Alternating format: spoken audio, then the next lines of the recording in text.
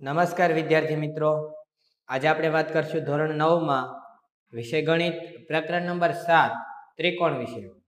વિદ્યાર્થી મિત્રો, લાસ્ટ લેક્ચરમાં આપણે વાત કરતા હતા એકરૂપતા વિશે, જેમાં ખૂણાઓની સંગતતા, ત્રિકોણની સંગતતા અને બાજુઓની સંગતતા વિશે માહિતી મેળવી હતી. બરાબર છે? જેમાં આપણે સંગતતાની નિશાની જોઈ હતી અને એકરૂપતાની નિશાની જોઈ હતી. બરાબર છે? ચાલો, ત્યારબાદ આજે આપણે વાત કરવાની છે છેલ્લા અને આઈએમપી ટોપિક શરતો વિશે. આ ટોપિકનું નામ છે શરતો. કેવી શરતો? બરાબર, તો અમુક એવી શરતો હોય છે જેના વડે આપણે કહી શકાય કે આ ત્રિકોણ એકરૂપ ત્રિકોણો છે. એમાં આપણે પહેલી શરત જોઈએ. બરાબર, તો એ શરત છે ખૂબાખૂ. બરાબર, આવી બધી શરતોના નામ છે ખૂબાખૂ શરત, બાખુબા શરત, ખૂખુખૂ શરત, બાબા શરત, ખૂખુબા શરત. આવી બધી શરતો હશે. આ શરતોનું પૂરું નામ છે ખૂણો, બાજુ, ખૂણો. હવે આ શરત કહેવા શું માંગે છે? બરાબર, આપણે આ શરત વિશે અમુક માહિતી મેળવીએ. જો એના માટે એક વ્યાખ્યા બનાવેલી છે. જો એક ત્રિકોણના બે ખૂણા અને અંતર્ગત બાજુ અનુક્રમે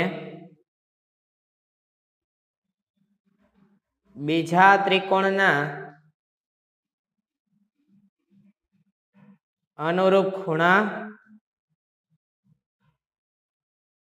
અને અંતર્ગત બાજુ સમાન હોય તો આ બે ત્રિકોણ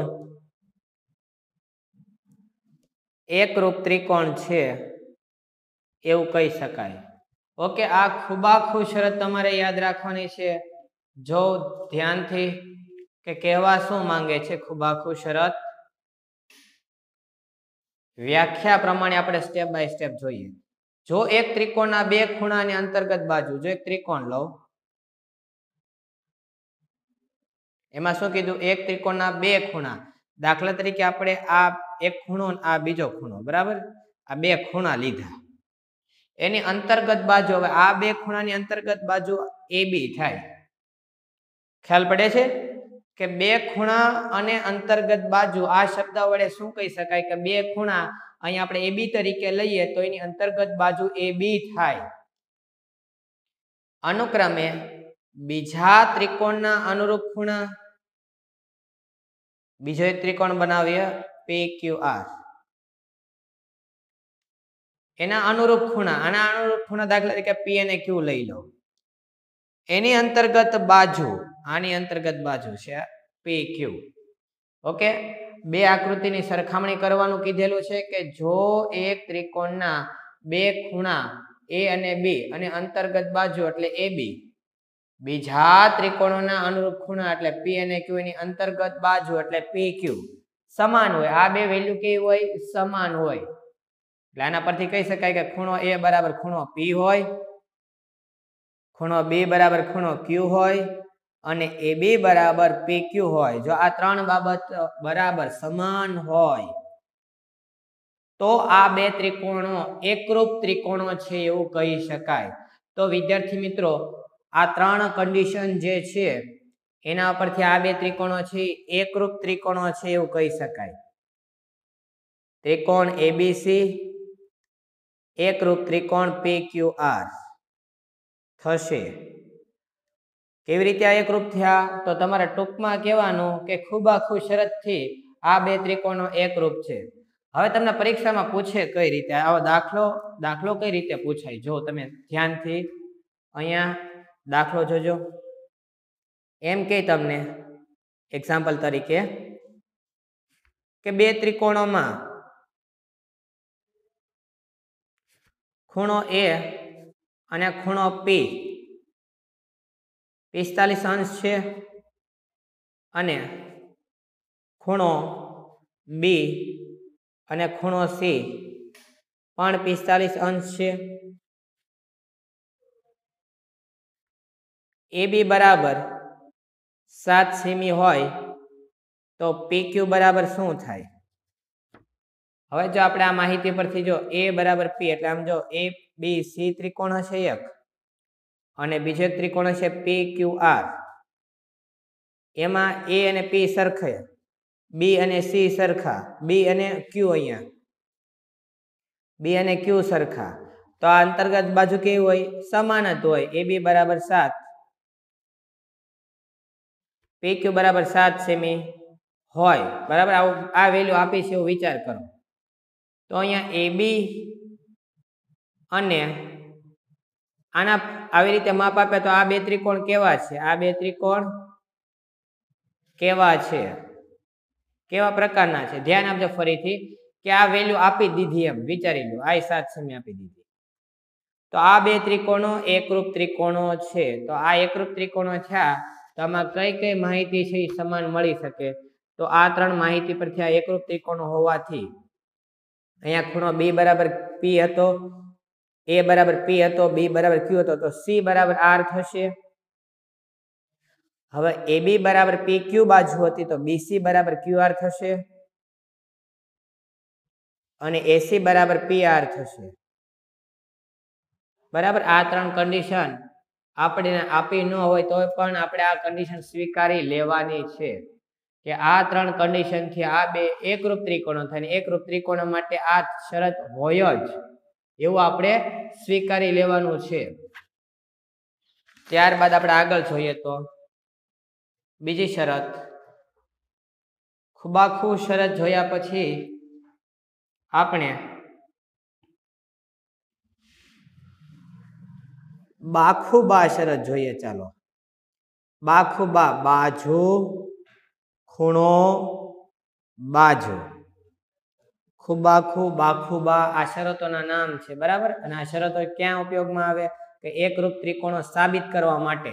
અને એકરૂપ ત્રિકોણો સાબિત કેવી રીતે થઈ જાય? તો અહીંયા જો બાજુ ખૂણો બાજુ, તો એક ત્રિકોણની બાજુ ખૂણો બાજુ બીજા ત્રિકોણની બાજુ ખૂણો બાજુ સમાન હોય તો બંને ત્રિકોણ એકરૂપ ત્રિકોણો છે એવું કહી શકાય. વ્યાખ્યા પ્રમાણે લખીએ તો જો બે ત્રિકોણ માટે એક ત્રિકોણની બે બાજુઓ અને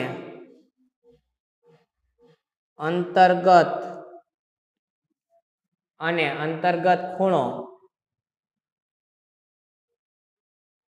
બીજા ત્રિકોણની અનુરૂપ બાજુઓ અને અંતર્ગત ખૂણા ને સમાન હોય તો તે બે ત્રિકોણો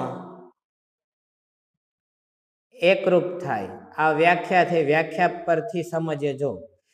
જો બે ત્રિકોણો માટે એક ત્રિકોણની બાખુબા બે વખત બાજુ હોય એટલે બે બાજુઓ અને એક ખૂણો, એક અંતર્ગત ખૂણો બીજા ત્રિકોણની અનુરૂપ બે બાજુઓ અને અંતર્ગત ખૂણાને સમાન હોય તો તે બે ત્રિકોણો એકરૂપ થાય. કઈ રીતે? બે ત્રિકોણની વાત થઈ. ઉદાહરણ તરીકે અહીંયા સમજીએ તો બે ત્રિકોણ પહેલા બનાવી નાખું, ABC અને PQR. હવે આમાં અમુક શરતથી ડાયરેક્ટ ખબર પડી જાય એકરૂપ જ છે બધા 6 ખરેખર આપણે એકરૂપ માટે આપણે કરતા શું હોય વિદ્યાર્થી મિત્રો? આ ખૂણો સરખા, બીજો સરખા, ત્રીજો સરખા, પહેલી બાજુ બરાબર બીજી બાજુ બરાબર બીજી બાજુ, ત્રીજી બાજુ બરાબર ત્રીજી બાજુ હોય તો એકરૂપ કહેવાય. પણ આપણે 6 અંગો ચેક નથી કરવા, કોઈ પણ 3 અંગ ચેક કરી લઈએ એટલે ખબર પડી જાય કે આ એકરૂપ જ છે. જો કયા અંગો? અહીંયા આપણને બાખુબા કીધું, બે બાજુ કોઈ પણ લઈ લો. ચાલો, આ બે બાજુ લીધી, એનો અંતર્ગત ખૂણો એટલે એ થઈ ગયો કે બીજા ત્રિકોણની બે બાજુ અને અંતર્ગત ખૂણાના સમાન હોય. એટલે કે અહીંયા કહેવા માંગે છે કે ખૂણો A बराबर खूणो P होय, AB बराबर PQ होय, AC बराबर PR होय। આવી રીતે કન્ડિશન હોય તો આ બે ત્રિકોણો કેવા છે? એકરૂપ ત્રિકોણો છે એવું કહી શકાય। બરાબર, અહીંયા ત્રિકોણ ABC એકરૂપ ત્રિકોણ PQR થાય। Okay, clear? એકરૂપતાની નિશાની આ રીતના દર્શાવીએ છીએ। બાખુબા શરત, ખુબાખુ શરત પૂરી થયા પછી ત્રીજી શરત પર જઈએ આપણે।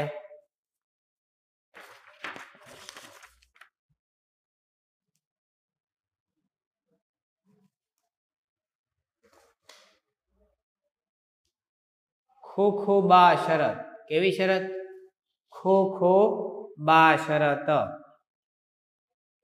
હવે ખુખુબા શરતનું પેલા પૂરું નામ, ખુ એટલે ખૂણો, ફરીથી ખૂણો અને બાજુ। ખુખુબા, ખૂણો ખૂણો બાજુ। વ્યાખ્યા લખીએ પેલા। જો બે ત્રિકોણ માટે એક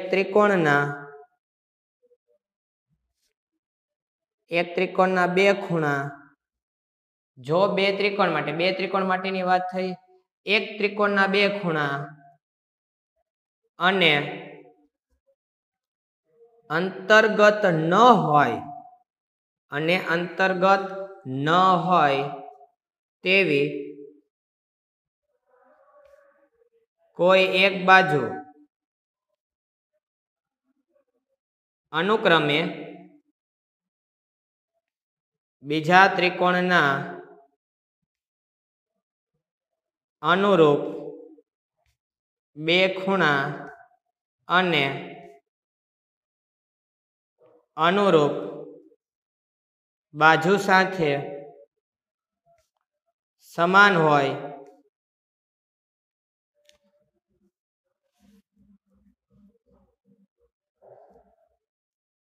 તો તે બે ત્રિકોણો એકરૂપ છે। બરાબર, ખુખુબા શરત હવે આપણે કઈ રીતના આકૃતિ વડે દર્શાવાય તે સમજીએ।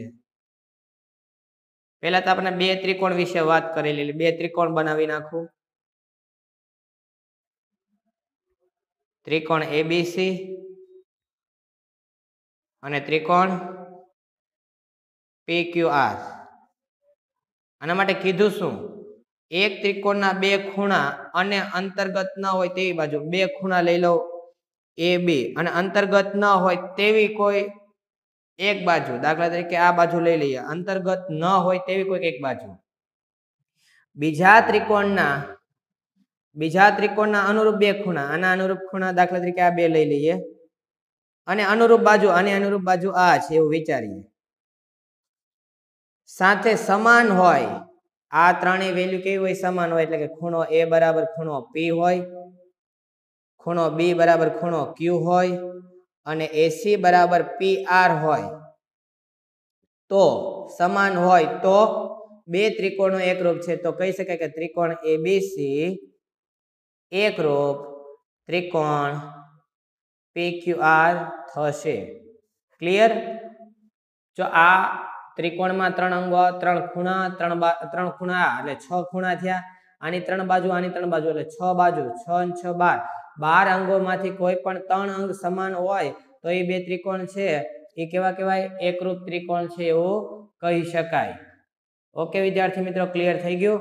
આવી ત્રણ શરતો તમારા ભણવામાં આવશે, બાખુબા, ખુબાખુ અને ખુખુબા। ક્લિયર?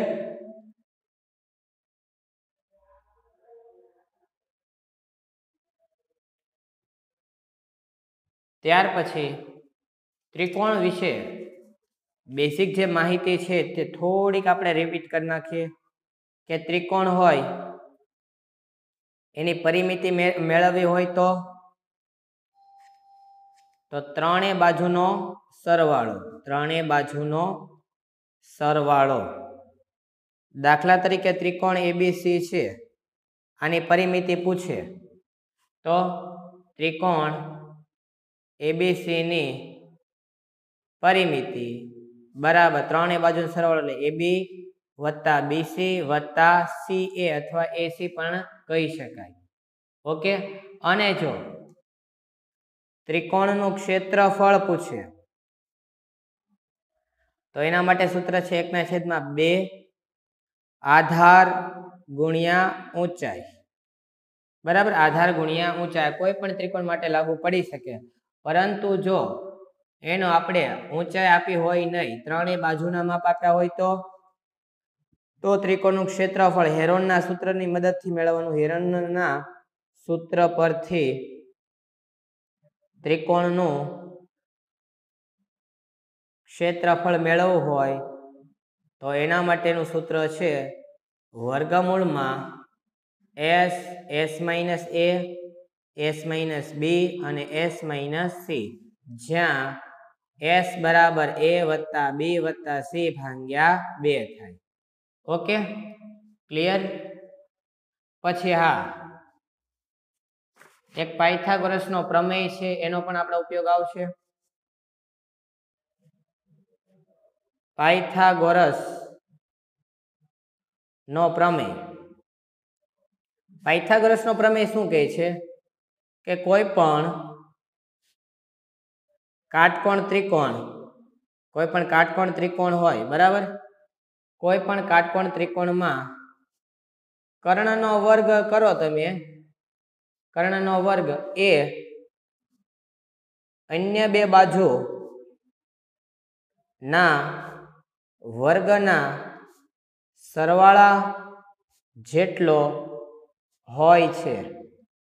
જો કાટકોણ ત્રિકોણ લીધો, દાખલા તરીકે અહીંયા આપણે ABC લઉં, તેમાં જે કર્ણ છે એ કર્ણનો વર્ગ એટલે કે કર્ણ એટલે AC નો વર્ગ એ અન્ય બે બાજુ, અન્ય બે કઈ બધી AB અને BC, એનો વર્ગો, તો AB નો વર્ગ અને BC નો વર્ગ ના સરવાળા એટલે કે આના સરવાળા જેટલો હોય છે, એટલે કે AC વર્ગ બરાબર AB વર્ગ વત્તા BC વર્ગ થાય. ઓકે, આમાંથી કોઈ બે બાજુના માપ આપ્યા હોય, ત્રીજી બાજુનું માપ મેળવવાનું પૂછી લે, એના માટે આપણે આ પાયથાગોરસનો પ્રમેય ઉપયોગ કરવાનો.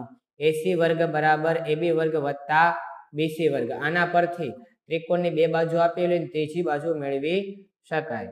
ઓકે વિદ્યાર્થી મિત્રો, ક્લિયર થઈ ગયું? ચાલો ત્યારે હવે અહીંયાથી આપણું જે બેઝિક ટોપિક્સ હતો ત્રિકોણ માટે, બરાબર છે, જે સ્વાધ્યાય 7.1 પહેલા શીખવા માટે જરૂરી ટોપિક ગણાતો હતો, એ ટોપિક આપણે જોઈ લીધો. નેક્સ્ટ લેક્ચરમાં આપણે સ્વાધ્યાય 7.1 ની શરૂઆત કરીશું, બરાબર છે.